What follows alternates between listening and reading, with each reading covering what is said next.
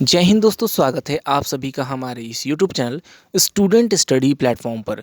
दोस्तों, आज के इस वीडियो में हम बात करेंगे बिहार एसएससी प्रथम इंटर स्तरीय की काउंसलिंग में प्रपत्र 1 को कैसे भरकर ले जाना है। तो दोस्तों, वीडियो के लास्ट तक बने रहिएगा। साथ ही अगर चैनल पर नए हैं तो चैनल को सब्सक्राइब कर लीजिएगा, साथ ही बेल आइकन जरूर दबाइएगा। तो दोस्तों, जैसा कि आप सभी को पता है कि बिहार एसएससी ने इंटर स्तरीय मुख्य परीक्षा पास अभ्यर्थियों के लिए 7/12/2021 को विज्ञापन संख्या 06060114 और उसके लिए जो है काउंसलिंग का लिस्ट जो है कि टोटल जारी किया था, और साथ ही काउंसलिंग का सेंटर, काउंसलिंग आपकी कब होगी और काउंसलिंग में कौन कौन से डॉक्यूमेंट्स आपको ले जाने हैं। तो यहाँ पर देख सकते हैं उसकी ये नोटिस है, और नोटिस में साफ हर चीज़ जो है आप सभी को बताया गया है। तो देखिए, इसमें एक चीज़ है जो प्रपत्र 1 सभी अभ्यर्थियों को जो है भर कर ले जाने हैं। तो यहाँ देख सकते हैं यह वही नोटिस है जिसमें आपका प्रपत्र 1, यहाँ देखिए प्रमाण पत्रों की जो संख्या है टोटल 1 से लेकर 19 तक की वो सारी चीज़ें जो है बताई गई हैं। इसके साथ ही जैसे ही आप यहाँ पर चौथे पेज में जैसे ही जाएंगे तो आपको एक प्रपत्र 1 का फॉर्मेट दिखाई देगा। तो ये प्रपत्र 1 14,410 में 14,410 छात्रों को भरना मैंडेटरी है, यानी कि सभी अभ्यर्थियों के लिए उतना ही महत्वपूर्ण है जितना आप पास करके आए हैं। तो देखिए, बिहार कर्मचारी चयन आयोग पटना 14 प्रपत्र 1 विज्ञापन संख्या 06060114 प्रथम इंटर स्तरीय संयुक्त प्रतियोगिता परीक्षा 2014।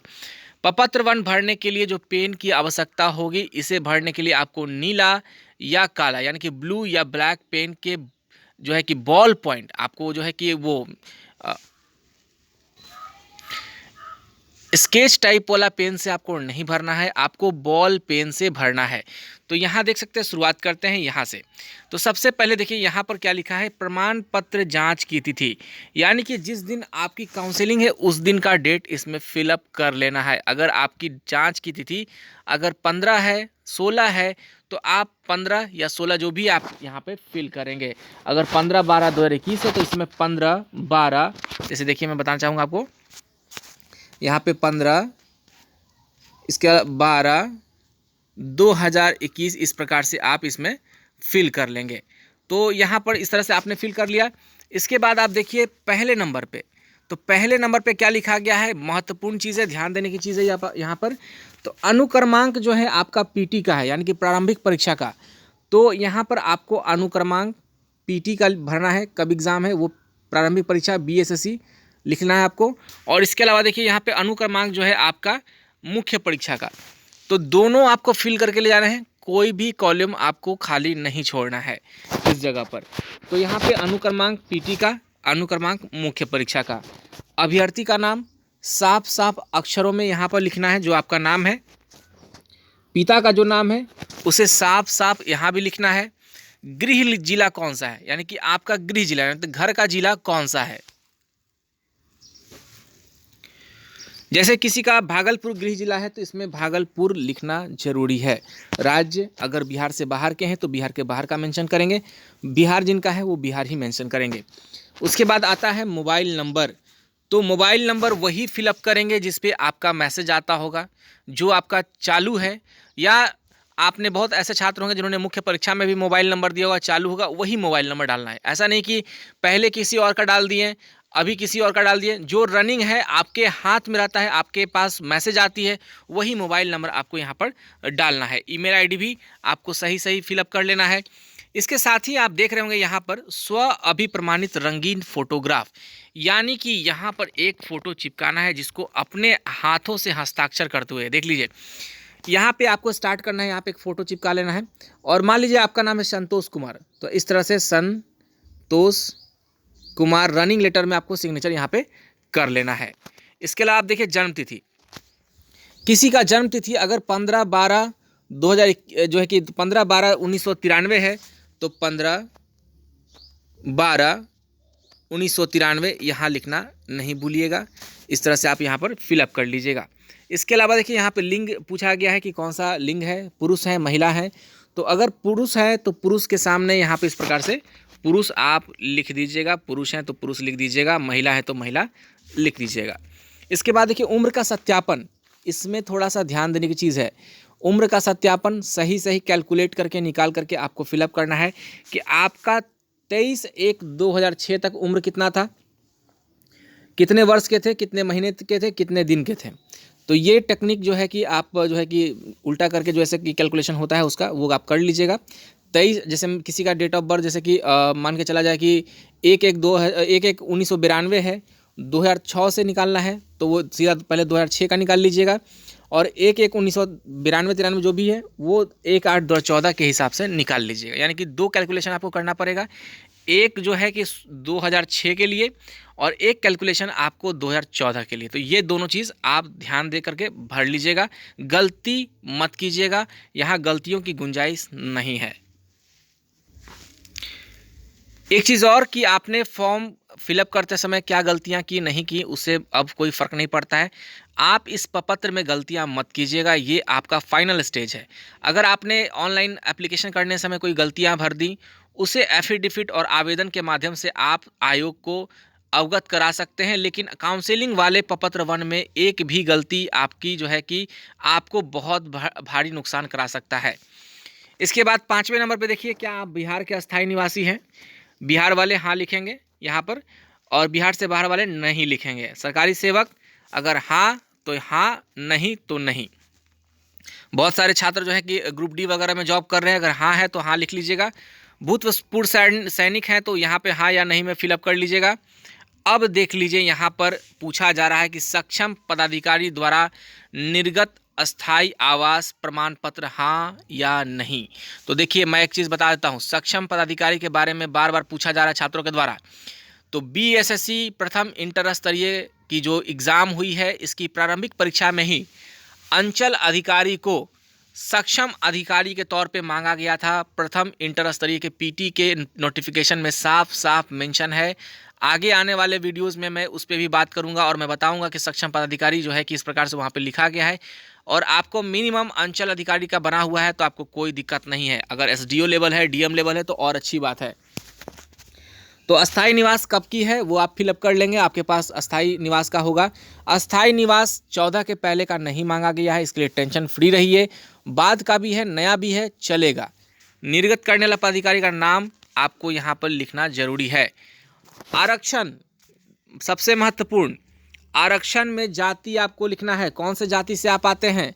अगर कोई जाति कुर्मी है, तेली है, बनिया है, जो है कि आपको कहार है, SC ST की बात करें तो रविदास है, पासवान है, दुसाद है, जो भी है तो इस प्रकार से आपको यहाँ पे फिलअप कर लेना है। आरक्षण की कोटि कौन सी है, OBC है, BC है, MBC है, जो भी आपका आता है, SC ST है, वो आपको लिखना है। प्रमाण पत्र संख्या आपको इसमें फिलअप करना है और निर्गत करने की तिथि जो है इसको फिलअप कर लेना है। तो दोनों चीज़ आपको इसमें फिलअप करके जाना है। आरक्षण के बारे में एक चीज़ मैं और बता दूं कि जिस प्रकार से BSSC ने काउंसलिंग में आरक्षण को 31/10/2014 के पहले का मांगा है, देखिए यहाँ पर लिखा गया है, यहाँ पर देखिए यहाँ लिखा गया था कि 31/10/2014 या 13/3/2016 तक का ही मान्य होगा और अत्यंत पिछड़ा वाले के लिए देखिए 31, ये भी इसी तरह से मांगा गया है।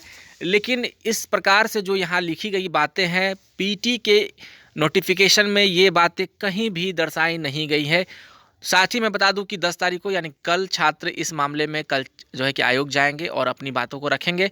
तो इसके बारे में भी मैं बता दूं कि आने वाले समय में आपको कोई दिक्कत नहीं होने वाला है। नया वाला भी आपके पास है तो कोई दिक्कत नहीं होने वाला है, लेकिन फिर भी अपने सेफ्टी के लिए अगर जिनके पास पुराना है वो पुराना ही सबमिट करेंगे। अब आते हैं यहाँ पर देखिए, जिनके पास क्रीमी लेयर रहित प्रमाण पत्र है, वो संख्या है, निर्गत करने की तिथि है वो भरेंगे, निर्गत करने वाला पदाधिकारी का नाम फिलअप करेंगे। और यहाँ देख लीजिए, जिनके पास 1 साल से पुराना का होगा तो वो फॉर्म 18 भरेंगे यहाँ पर। तो यहाँ पर जो है कि फॉर्म 18 भरना है, आप देख लीजिए यहाँ पर। उसके अलावा दिव्यांगता अगर हाँ या नहीं आपको यहाँ कर लेना है, जो नहीं है नहीं करेंगे, यहाँ पर टिक कर लेंगे। प्रतिशत अगर हाँ है तो प्रतिशत भरेंगे, कौन सी श्रेणी है वो लिखना है। और दिव्यांग प्रमाण पत्र की जो निर्गत करने की तिथि है, प्रमाण पत्र संख्या है, वो इस वाले कॉलम में फिल कर लेंगे। तो इतना सारा चीज़ कम से कम पहले पेज को सही से आप भरिएगा। ये सारी चीज़ बेसिक जानकारियाँ आपके और आपके जीवन से संबंधित है। अब आते हैं आपके शैक्षणिक योग्यता। जो आपने पढ़ाई की है उसके बारे में यहाँ पूछा गया है, सबसे महत्वपूर्ण। और ध्यान से सुनिएगा, स्किप मत कीजिएगा वीडियो को, क्योंकि फिर बाद में कहिएगा कि सर मेरी से गलती हो गई। तो आपको बताने के लिए ही ये वीडियो बनाया गया है, किसी प्रकार की कोई गलती मत कीजिएगा, ताकि काउंसलिंग के बाद आपको भारी नुकसान उठाना पड़े। तो यहाँ पे शैक्षणिक योग्यता की बात करें तो सबसे पहला आपका जो बेसिक एक योग्यता होता है वो मैट्रिक। तो मैट्रिक यहाँ पर आपको फिलअप कर लेना है परीक्षा उत्तीर्णता की तिथि।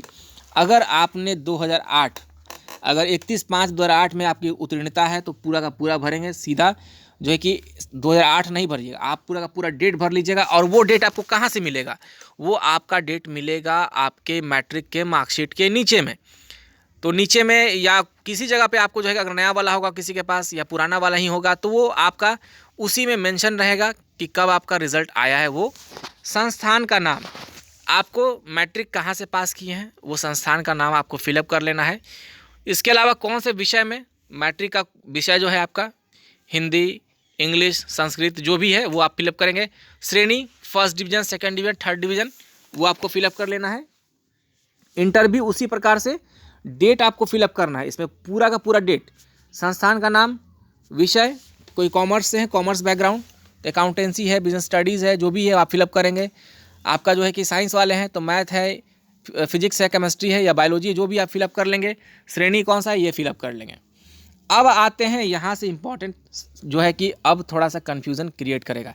जिनके पास आशुलेखन का सर्टिफिकेट है वो परीक्षा उत्तीर्णता की तिथि, संस्थान का नाम, कौन से विषय वगैरह जो भी है वो आप फिलअप कर लेंगे, कौन सा श्रेणी है। टंकन का प्रमाण पत्र, देखिए टंकन के बारे में बार बार इस पे मुद्दा उठ रहा है कि टंकन का सर्टिफिकेट नहीं लिया जाए, नहीं मांगा जाए। तो यहाँ पर टंकन जिनके पास है वो भरेंगे, और जिनके पास नहीं है वह जिस जगह से डीसीए किए हैं उस जगह से टंकन का सर्टिफिकेट लेने की कोशिश करेंगे। रिक्वेस्ट कीजिएगा कि सर मैंने आपके यहाँ से एमएस ऑफिस डीसीए की कोर्स की है, अगर आप मुझे उस डेट में टंकन का सर्टिफिकेट बना के दे सकते हैं तो प्लीज़ मुझे बनाकर दे दीजिए। तो अगर टंकन की सर्टिफिकेट मिल जाती है तो टंकन का यहाँ पर जो है कि आप डेट भर लीजिएगा, संस्थान का नाम, इसके बाद विषय तो टंकन ही लिखिएगा यहाँ पर, और टाइपिंग और श्रेणी जो रहेगा वो आप भर लीजिएगा। अब यहाँ आप देखिए अंगा और च, ये दो चीज़ जो है दोनों में कन्फ्यूज़न क्रिएट हो रहा है छात्रों को। तो जिनके पास डीसीए है उनको कंप्यूटर दक्षता पता होता है, एमएस ऑफिस का ज्ञान पता है, बेसिक वर्ड उन्हें पता है, वर्ड्स प्रोसेसिंग का ज्ञान पता है। तो जिनका डीसीए है वो डीसीए वाला डीसीए में ही लिखेंगे और कंप्यूटर दक्षता में भी डीसीए का ही फिलअप करेंगे, कोई अलग से कुछ नहीं होता है। जो एडीसीए है वो 1 साल का कोर्स है, वो एडीसीए वाला भी भर सकते हैं, कोई दिक्कत नहीं है। एडीसीए 1 साल का, डीसीए 6 महीने का। अंतर बस यही है कि वो डिप्लोमा इन कंप्यूटर एप्लीकेशन होता है, एडीसीए में advance diploma in computer application होता है, बस यही अंतर है। एडीसीए वाले भी घबराए नहीं और डीसीए वाले भी घबराए नहीं, डीसीए वाले इसमें फिलअप करके अंगा वाले में कर सकते हैं, कोई दिक्कत नहीं। अब यहाँ देखिए छ जो है कि विदेशी भाषा अंग्रेजी को छोड़कर, अगर आपने कहीं से फ्रेंच, जर्मन या कोई और लैंग्वेज में आपको जो है कि बोलना आता है, वो आपको कुछ आइडिया है, आपने प्रमाण पत्र ले रखा है, तो यहाँ पर जो है कि अपने प्रमाण पत्र की उत्तीर्णता, संस्थान का नाम, विषय और श्रेणी भर दीजिएगा। इसके बाद देखिए ट्रेनिंग कोर्स, उसमें देखेंगे कि रीडर वगैरह का कुछ पोस्ट है, तो अगर आईटीआई वगैरह से कुछ उसका डिग्री ले रखे हैं तो वो सारी चीज़ें आप इस तरह से यहाँ पर फिलअप कर लीजिएगा। और तकनीकी योग्यता में भारतीय पुनर्वास परिषद द्वारा निर्गत निबंधन संख्या है तो आप इसको यहाँ फिल करना जरूर सुनिश्चित कीजिएगा। तो दोस्तों यहाँ तक जो था आपका ये कंप्लीट हो चुका है। अब इसके नीचे क्या है, आपको क्या और भर के ले जाना है, तो आपको डेट भर के ले जाना है। डेट भरना है, उम्मीदवार का हस्ताक्षर आपको यहाँ पे फिलअप कर लेना है, तो यहाँ पर देख लीजिए। और नीचे में 3 जगह है, 4 जगह, इसे आप जो है कि वहाँ काउंसलिंग जाकर सिग्नेचर कीजिएगा उनके सामने, यानी काउंसलिंग वाले जो दल होंगे उनके सामने, घर से मत करके ले जाइए, क्योंकि यहाँ लिखा हुआ है आयोग कार्यालय में जांच दल के समक्ष उम्मीदवार का हस्ताक्षर हिंदी में करना है, इंग्लिश में करना है। सत्यापित वो लोग करेंगे, यहाँ पर ध्यान दे लीजिएगा, यहाँ पे उनका हस्ताक्षर जरूरी है, यहाँ पर जो है हस्ताक्षर इन दोनों पर जरूरी है। ऐसा नहीं कि मेंस के एडमिट कार्ड में एक सेशन में, एक सीटिंग में आपने छुड़वा दिया, तो ऐसा तो नहीं होगा, लेकिन आप ध्यान दीजिएगा कि उन्होंने आपका सिग्नेचर किया है या नहीं किया है। तो ये सारी बातें हो गई दोस्तों प्रपत्र को लेकर। अब हालांकि बहुत सारे डॉक्यूमेंट्स को लेकर कन्फ्यूज़न क्रिएट है। देखिए कल क्या होता है, आयोग के समक्ष जाने पर आयोग का क्या डिसीजन होता है। क्या आयोग 14 के पहले का ही मांगती है या 14 के बाद का मांगती है। डीसीए का सर्टिफिकेट जो है कि जिन लोगों ने जो है कि यस किया है, फेल किया है कि पास किया है टाइपिंग में, इसका कोई जो है कि प्रमाण अभी नहीं है। क्या उन्हें देना ज़रूरी है कि नहीं देना ज़रूरी है, ये सारी बातें कल निकल कर आएगी। तो जो भी इन्फॉर्मेशन रहेगी चैनल के माध्यम से आपको बता दी जाएगी। तो दोस्तों आज के लिए बस इतना ही, और चैनल पे नए हैं तो चैनल को सब्सक्राइब जरूर कर लीजिएगा, क्योंकि बीएसएससी से संबंधित सारी इन्फॉर्मेशंस आपको हमारे चैनल के माध्यम से समय समय पर दी जाती है, और कोई भी जानकारी इस चैनल के माध्यम से छिपाई नहीं जाती है। सारी जानकारी स्पष्ट और सच ही बताई जाती है। आप सभी का बहुत बहुत धन्यवाद।